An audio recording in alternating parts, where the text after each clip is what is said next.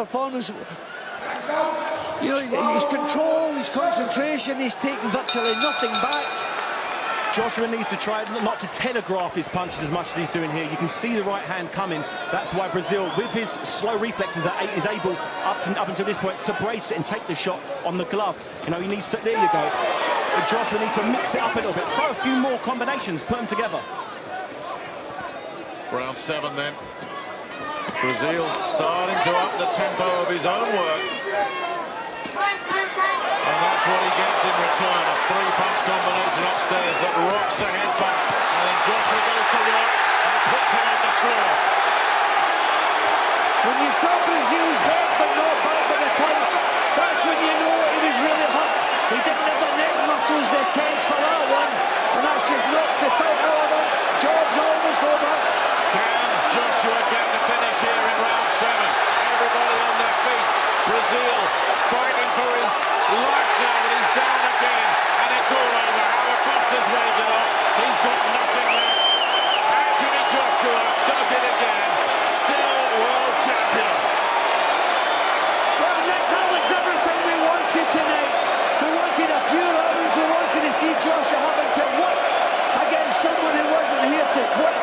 And I thought he did an excellent job round after round.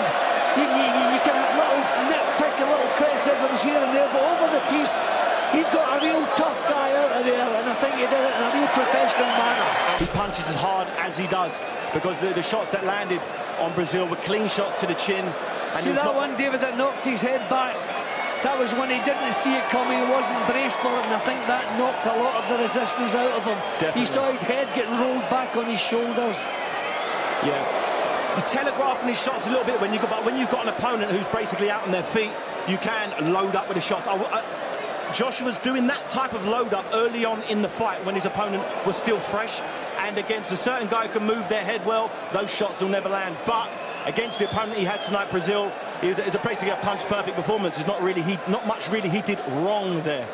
No, there's nothing you go back and fault, is there? I mean, no. You could look at it as saying, well, you weren't going to get this fella out of there with one punch. He just kept on the pressure, kept on applying good, solid shots, and basically broke him up.